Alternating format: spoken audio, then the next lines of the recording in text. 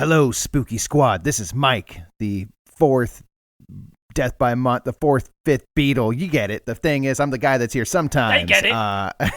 So we are on hiatus right now with Death by Monsters. You may have noticed, but we have all these fun bonus episodes that myself, Mike Murphy, and Matthew Jude do called the DXM Files. And you are going to be enjoying those all month. So we are going to be back from hiatus soon for the spookiest time of year, that be October. And in the meantime, enjoy these bonus episodes, the DXM Files, and stay extra spooky while we're gone. Sätts nam jag fett. It's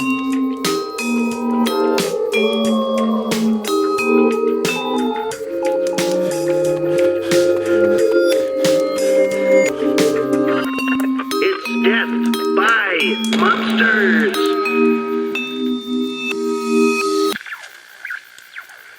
Hey, welcome to the DXM Files. Yeah, complete series from Fox, now available. The Patreon supported, but for everybody, bonus show of Death by Monsters, where I, Matthew Jude, am joined by my good friend Michael Lee Murphy.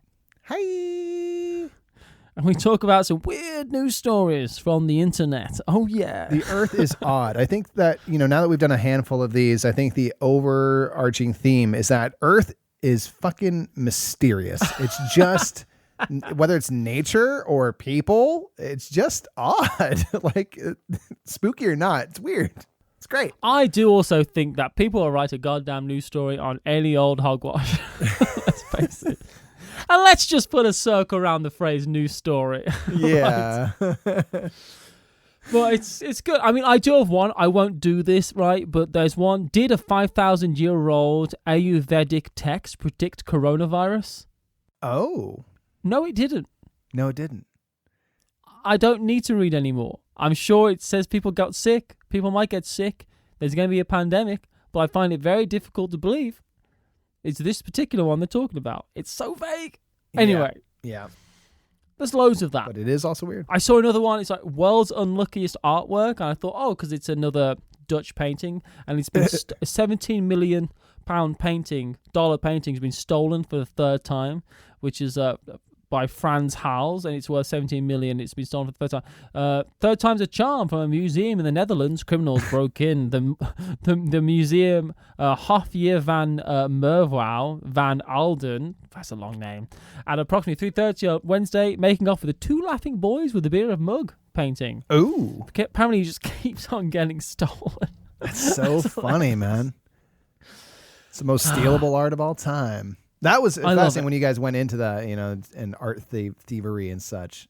So it must just be for the bragging rights at this point, because it's not useful. So it must be like, I was the third, There's something exciting about a heist. There must be, for some people, that a heist is the only way they're getting off. Right? That's the only way it's happening. It's got to be, it's got to be very deeply personal and erotic reasons that you're heisting things. It can't be for anything else. So they can go home and finally, achieve an orgasm. Yeah. Well, that's why every heist has a wild card. Like, that dude ain't in it for the money. He's got the money. You know what I mean? The only person in it for the money is the dude in the van who doesn't even go in the bank. He's the only one who's just like... There's something super sexual, though. I'll say about that whole, you've just done something dangerous, or something that's got everyone's heart pounding, and you close the hotel door, and your significant other's just there, and she says, "Did you get it?" Or he says, "Did you get it?" And you go, "Yeah, I got it. Now you're going to get it." Oh, yeah. And just opens up a duffel bag. That's great stuff. This is great. Just pounding over the Mona Lisa. It's bulletproof glass. It can be fine. Oh, man. We got some stories, though, y'all. We have some... Yeah. In addition to that, we have some stuff we actually read, not just things we've dreamt about. And I've got one here. Go for it. That is, things like this, I'm equally impressed, and it does spook me out. So there's been a mysterious radio station that's been broadcasting continuously since 1982. No one has claimed to be the person broadcasting this, and no one knows why. It's just been constantly broadcasting for decades. I've looked into stuff like this before. What is going on? From what I understand about these is that a lot of them actually are spy organizations. That's what that's what it communicating with sounds people. like. Is that what it's? Yeah, because what it is like, oh, there's like a weird radio station, and it comes through with a series of numbers, or it comes through with a series of beeps and bleeps and stuff, and then they are encrypted or like ciphered. What? Information that's been passed on, and it's a way for organizations to kind of like, you can tune into the information and stuff, and it's a very easy, not easy, but it's a very clever way to send a signal to someone, anyone can get it without there being a paper trail. The person just has to tune the radio to the right frequency, and then they can find the information. You have to know what to listen for. I think a lot of these are set up after the Soviet, during the Cold War. I think a lot of this kind of stuff was Cold War. This absolutely feeds into that same kind of thing. Because it says Tell me, boy. It broadcasts like a dull, monotonous tone constantly, and then there's a second foghorn-like sound every few seconds. It kind of is that a Death by Monsters review you found on iTunes? It says once every while, about once or twice a week, someone will also utter some random phrase in Russian, like dingy or farming specialist. These are examples of things that get said, and it's like once or twice a week, and then the rest is just monotonous sound with foghorn. And I gotta wonder if it's like, if you broadcast 24/7 for decades, and you have people that are trying to listen, eventually people are gonna be like, there's nothing going on here. I can't dedicate all my time to this. So if you're constantly doing it, I imagine it could become very easy to start putting stuff out in some sort of way, because people will get fatigued by it and just give up trying to figure it out. And meanwhile, the people that understand it are doing whatever you do with that radio. Getting all the information they need out of it. But it's trippy, I definitely think it's spy networks in a way of communication and stuff. Either that or just, I like to use the word enthusiast when what I want to say is nerd. And I feel like it could also be that, you get those people who kind of like listen to the AM radio stations and stuff and talking to truckers on the road and stuff. I'm all for it. Go for it. Yeah. Do you. But there's always there's a special variety of nerd. I don't quite fall into this category. I fall into many of the other categories that enjoys things that involve saying the word transistor. And I feel like this could fall into that category. My granddad was this type of nerd, from what I understand. He built a radio receiver so that he could listen to the lunar landing, like firsthand. Oh, wow. Hack into that it. kind of stuff. He loved that kind of stuff. That's awesome. But yeah, I find this kind of stuff fascinating, because I like the idea that it's someone in a bunker, some kind of like spy master. Oh yeah. It's not going to be the spy master, is it? Stuck in a bunker and like some kind of like old silo or old missile like silo somewhere. Yeah. But that's what it says. They're getting their information. It says it could be spy stuff, or it could be what they call a dead hand signal. And so basically that goes out constantly, and if ever it gets cut out, it's because Russia's been nuked, and if that signal goes out, then Russia automatically fires nukes. I don't know at what, but something like that, where it's just the whole, like, if you die, it sets the bomb off or whatever. That's a dangerous system to go by, right? Because what happens if there's a power cut, right? You can't just have that, but it's one of those things, But those kind of like, it's terrifying. And I think a lot of these things are also stuff that was set up during the Cold War itself, and then just never it could just be a remnant, yes, never decommissioned, and stuff that was just being left over on like generators and stuff, and it's just eventually it'll die off, but it's in some kind of missile silo in Norway that everyone forgot about in the Arctic Tundra. Dude. Yeah, I think that's part of it, but it's definitely how spies talk to each other. Oh yeah, it's one of those things. Oh man, I love this kind of stuff. Yeah, it seemed like a movie. I don't have the time. But I could totally see how people can get very invested in finding out where it's coming from, what's happening. Because I saw a video once, and it was people who found the source of one of these things, and it was in like an old bunker. I think it was somewhere in Scotland in the Highlands somewhere, and it wasn't an old bunker, and it was just sending out a radio message, and it was one of those things where it's just like, this is just not turned off. Just as the Germans are coming. It's like, for holiday? Help! What do you mean? The Germans. That's a trip, dude. Yeah, I'm sure there's a lot of that stuff going on. Things that are just left to their mission, Where is this, do you think? Where is it? Do you know where it's coming from? Does it say? Or is it just No, because I don't think they've... Let me just double check here. I don't think they haven't... pinpointed the location of the signal. It's emitting out of two locations in Russia. One near St. Petersburg, another near Moscow. So they don't know specifically, but it is coming from Russia. There is Russian jabberings you can hear from time to time.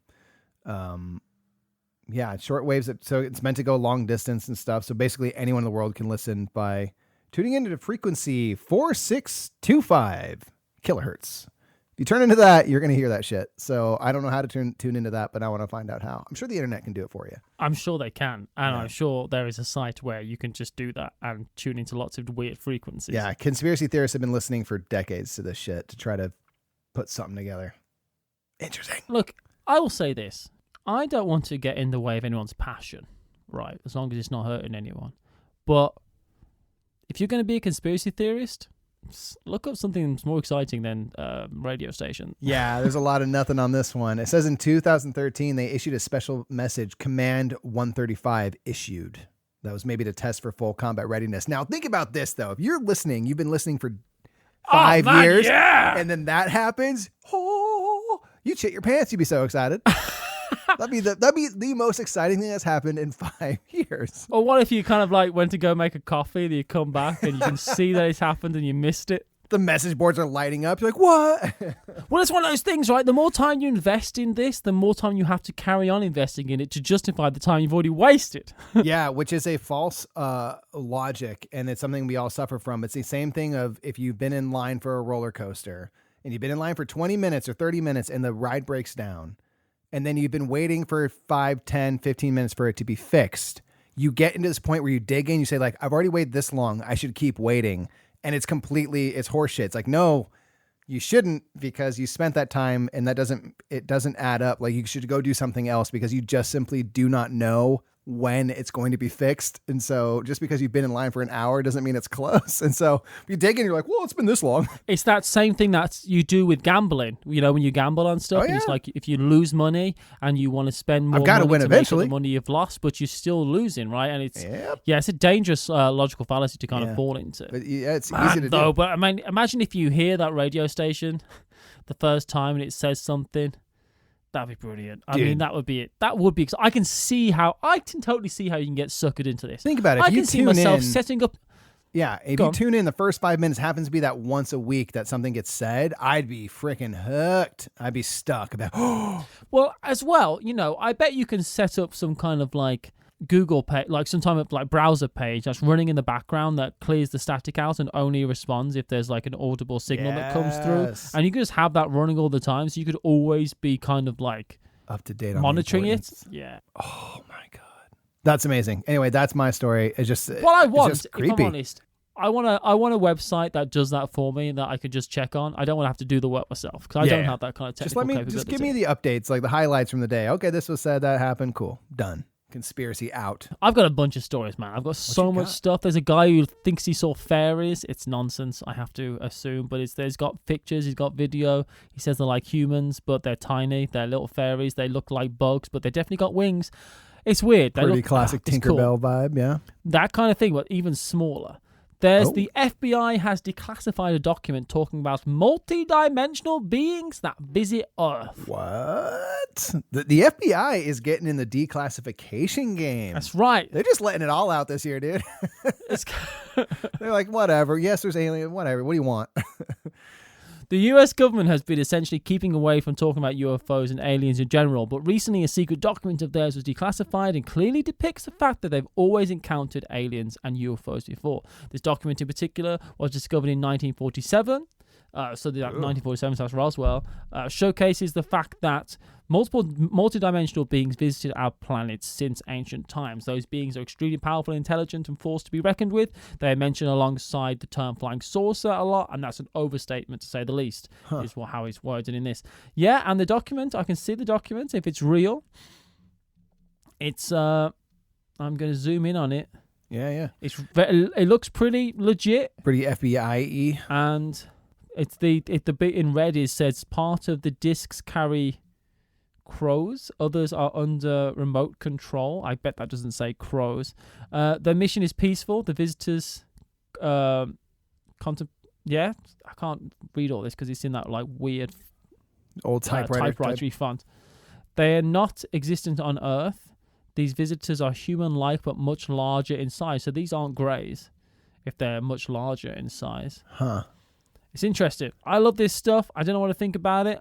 I saw a guy who's taken photographs, this Spanish guy who's been taking photographs of multidimensional beings, but it looks to me like he's got like a camera that's kind of broken and just kind of mirrors an image, and every now and again it just looks like some kind of creature. Sort of, haunt. You know, but it's cool. But that's not the story I was going to talk to you about. But Okay. Go on. No, yeah, I was going to say the multi-dimensional beings is just super fascinating because I've often wondered about that, and maybe I've mused about this here, but just the idea of like ghosts and things, for example, right? There are things that we can't see. It's like there could be things, whether or not they're past humans, things from other dimensions or whatever, that are here walking around, and we just don't have the ability to see it, to understand it, we're just not there yet in our own development. And I do wonder about that. It's like, I don't know if it's like people flying through space overland, or if they can just zip in and out of different, I don't know, you know. Well, I think about this as well because we just can't comprehend it. I feel like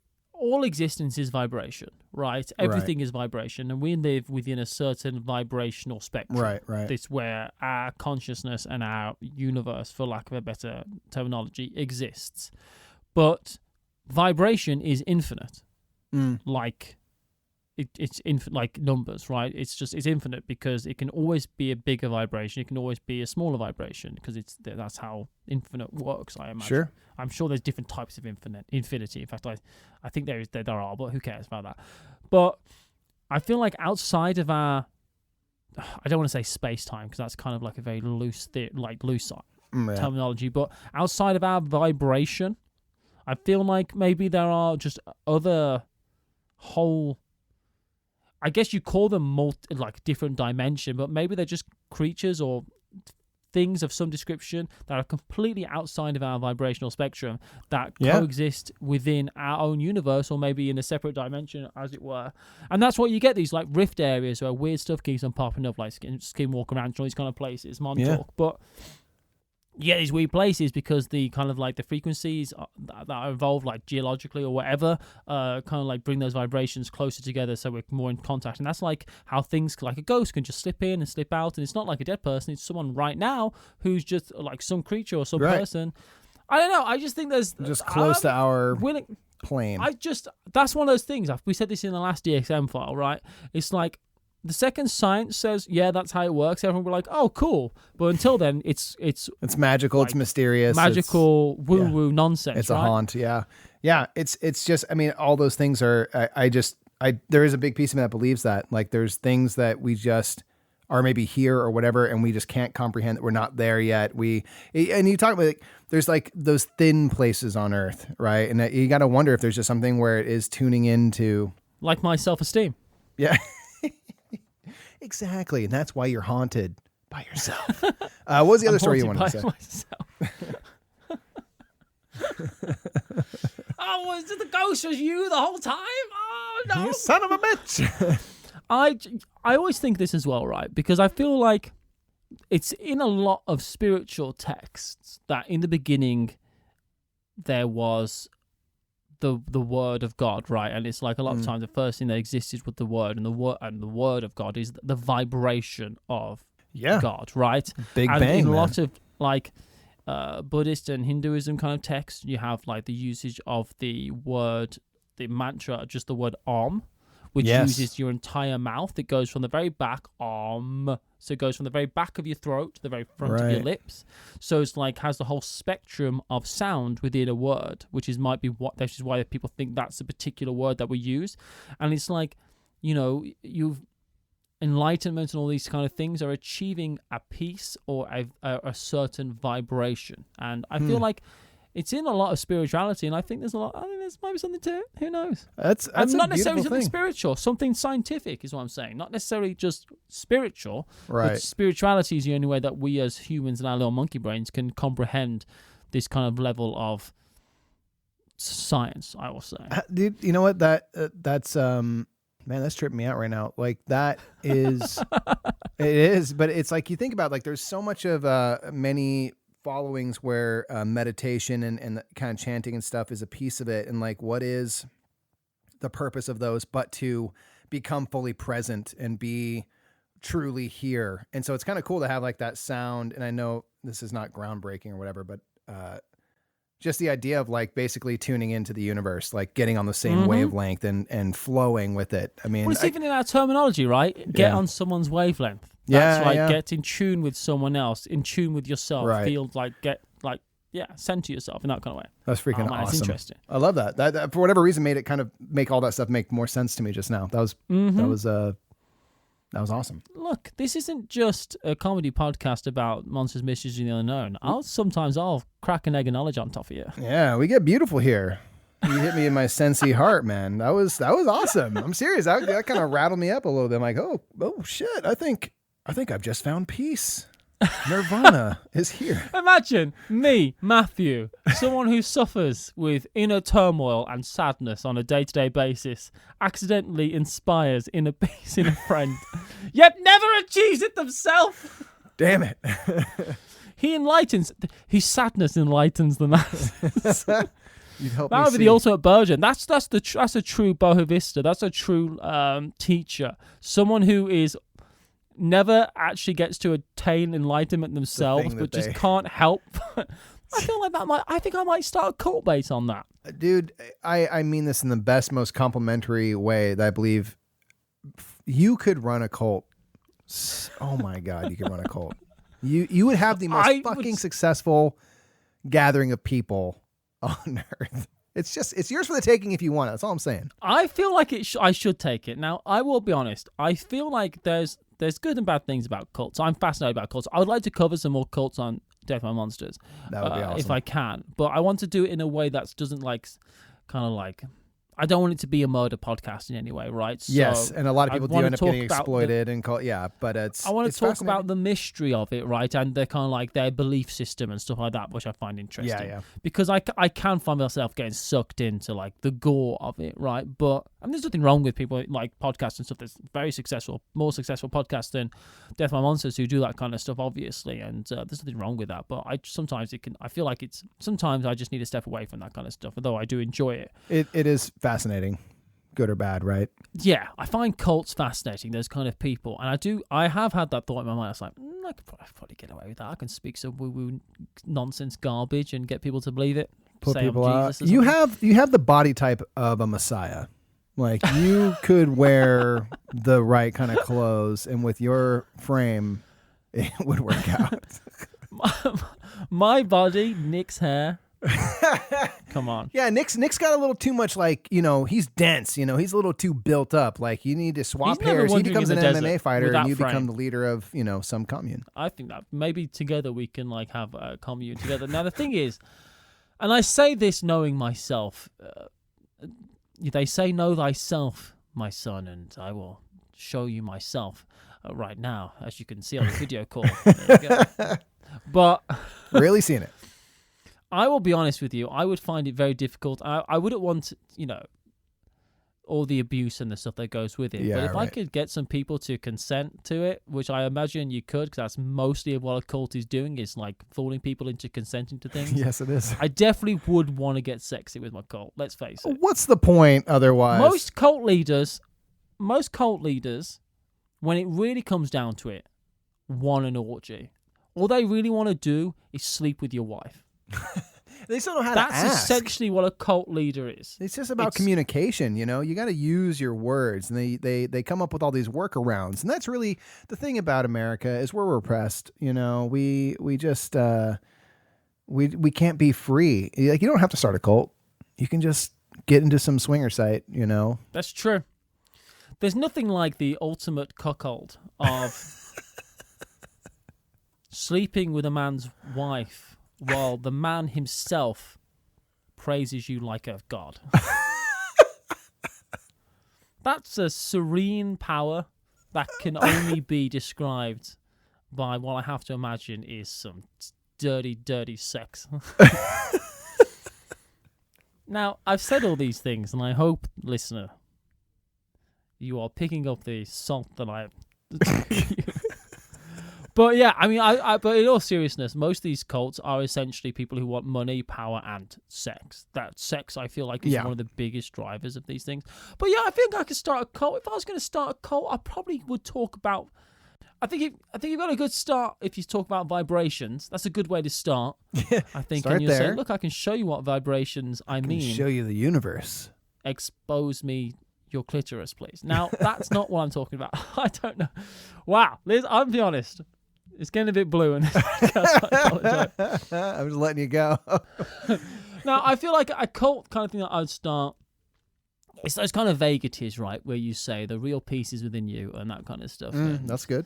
Truly, you are who you've always meant to be. I'm listening. That kind of thing. Like, I know the you that you need to be, and I believe it. It's like, cool. You're going to show Just me the things way. that kind of like vaguely mean nothing but make you feel kind of good about yourself. I love that. I have the answers, but also you're the one that's giving them to me. Yes. Yes. It's essentially a series of riddles. Which is fun. We all like escape rooms and stuff. It's true. We like escape rooms. They're very popular. I I think like we to should solve start a a riddle, cult. get a puzzle in. Now, Yeah. the other key concept with the cult is naming the cult. Now, that's a big step, right?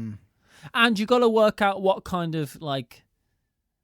Are you going to go spirituality with it, or are you going to go Christianity with it? And I feel like in the Western world, Christianity is there's been some pretty good Christianity cults. That's where the Still money are. is, if we're real. That's true. I think thing is though, there's a lot of money in essential oils. Hey, that's fair. Essential oils are essentially a pyramid scheme. I'll say it. But I mean, hey. well, I don't believe that fully. But I Have think you heard of this new cool thing called clove? Oh. You can immediately set yourself up for success or failure with that. If you don't have a banging name, it's branding ultimately when it comes down to it. It's branding. You got to brand it. You got to be on brand straight away, all the time. Constantly. Got to have a mission statement. You can't be Jim Jones behind closed doors, absolutely raging, like being angry and stuff when he's meant to be this messiah. Yeah. Everyone knows the messiah doesn't look like a cowboy. I mean, come on, people. Come on now. I just think, I think something along the lines of astral. Astral's a good word for a cult. You can go many directions. That's the thing. It helps. I wanted something that sounds like a monetary transaction, like Astral Visa, something like that. Ooh, I like that. Astral Chase Bank. I was going to say MasterCard. I am the MasterCard. So it's good. I mean, I had lots of stories. There's actually some earthworks being found in Kansas, which is really, really interesting. Okay. But like natural wonders? Or what's that mean? no, like earthworks is in like old settlements they found. It's Oh. which I find really fascinating. I thought, They're like, the always earth finding. painted the painting. Well, what I find really interesting, Mike, is they always find these snake mounds in different places in America, and they're like earthworks in the shape of like a slithering snake, Yeah. which goes into the theory of a global snake religion pre-flood. I'll say it. Poor snakes were on the ground when the flood happened, though, so they got wiped out. Poor things. Snakes and dragons and I mean, yeah, that's a pretty prevalent one. That does go to the, you've talked about this and we've talked about this, but just the idea of like people from very disconnected places prior to communication being readily available, all having similar ideas. You're like, how did that happen? How? Yeah, How? I love that stuff. They didn't meet these people on a different continent and talk to them about like, hey, do you like snakes? Yeah, I like snakes. I'm a worshiper. I already worship it. This is how you do it. Make a mound. Like that didn't happen. But so what is it about snakes and things? I don't know. It's tricky. I don't know. I do believe in pre-humanity that was more interconnected than we think. I don't think we were flying around in spaceships and stuff. I think there was definitely pre-flood. I think there was I think that again the Younger Dryas impact I think caused the climate to change. I think before that humanity was at a slightly higher level than we perceived. I don't think they had advanced technology, but I think they were okay. Yeah, but they were high. a civilization, or Yeah, I think it was like maybe they got to the kind of the Middle Ages and then kind of like got massively stepped back literally into the Stone Age, right? And if you're in the Middle Ages, you've got people traveling. I mean, you found out now, right? You've got Vikings who went all the way up to Greenland and stuff, and they found Viking boats down the coast of North America and everything. I think. Yeah, it's one of those things that like here's the thing. It's also egotistical to assume that like, oh, now we've reached a point where there would be no way that we could be traces of us could be completely wiped out. But it's like, first of all, yes, that could. And second of all, if they did happen to reach like a middle age level of civilization and technology, I could totally see that being buried and basically starting fresh again with no evidence. Or Well, think about it, we're finding right? it now, but Like giant mudslides and stuff would completely destroy anything anyway. But yeah. what would make sense is that what happened this time when we went into the Middle Ages? We stopped making things out of stone and we started making things out of timber and concrete and bricks, right? Which are all things that will degrade, even though they're better building construction, like easier to build with, right? We move into like building roundhouses, and we build into different like cabins and stuff, and then we move into wooden structures, Right. which takes higher technological skill, but it's easier to do, but they're also not going to survive forever. So we get knocked back into the Stone Age after like a Middle Age. Everything that came before it, everything that got built gets completely destroyed because it's made out of wood, and then we have are the massive stone monuments that we have now. Yeah. Which is the theory behind stuff like the pyramids and Stonehenge and all those kind of things, Göbekli Tepe and all those kind of places being much older, because we think they're, let's say Göbekli Tepe is 8,000 years old. Yeah. Or whatever it is.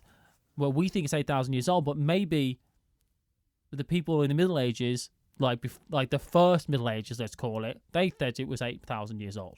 But it's just because we keep getting knocked back and then start having the starting point. But that starting point keeps going further and further back. I'm not explaining this very well. I'm doing a lot of hand gestures. Yeah, no, I get very I'm excited. the hand I get gestures, very you're animated, and I'm willing to believe, and a part of me wants to believe it, which makes it quite easy to believe as well. Sure. Anyway. I like it, but just real quick to touch on that, like you think about like the Great Chicago Fire basically wiped out the town. They had to rebuild all of it. There was basically no evidence that it existed, and that's like a fairly no one knows modern what Chicago thing. was. That one cow kicks over a lantern to the story, which wasn't actually what happened, but you know what I mean? And like, you're right. I mean, the building materials, it is fascinating. I think about that all the time. Like out here in the States, everything we build is not going to last nearly as long as most of the buildings where you live are. Every building is so old and still being used, and it's just like as good as ever because it's made from stuff that's going to last. But think if a city burns down, say everything in America got destroyed, like by natural disaster, God forbid, but let's say that happened. There's nothing left. The only things that would be left that people would see maybe are things like this earth mound that they've just found in Kansas, right? So those kind of things keep on persevering and stuff, whereas everything else comes before it. Just I don't know, it's just, I find it fascinating. I like to think of the possibilities, and it's fun science fiction at the very least to think about this. I mean, kind of it's stuff, one of those things that like some of those structures up, they might truly be older than we really think, because again, like we talked about in the last episode, like our brains we're designed to think in terms of like 80-year segments, and that's a really long time because that's a lifetime, and that's the only bit that we get to experience that we know of for sure. And so there's things that are just around for a long time and we don't know, like we know the Earth has had several things that have been like the big boy, on campus, like running around, and has been wiped out, and it's just and there could be so many more than we know, and I don't know if we'll ever know, because there's very little evidence, but that's super fascinating. I love it. On that note, me too. It's just mysterious. Thank you so much for listening to this bonus show of Death by Monsters, the DXM Files with me and Michael Lee Murphy. We really appreciate you. If you are here listening to this on Patreon, then we really would urge you to consider backing us here on Patreon. You've listened to a bonus show for free, but we have some more stuff that you could be getting on board with. And but at the very least, thank you for coming over and having a listen. We enjoy doing these shows, and we enjoy even more knowing that there's a few people listening. So thank you so much. We appreciate y'all just a whole bunch. And until next time, bye. Bye. $20 patrons immediately get to level 3 of the cult, by the way. Just to let you know. Immediately promoted. That's how it works, right? You got to pay your way to the top. You don't know what you want to do to get to level 5, mate. It's pretty sexy. Start at level 3, then we'll get you the info on 4 and 5. Bye. Bye.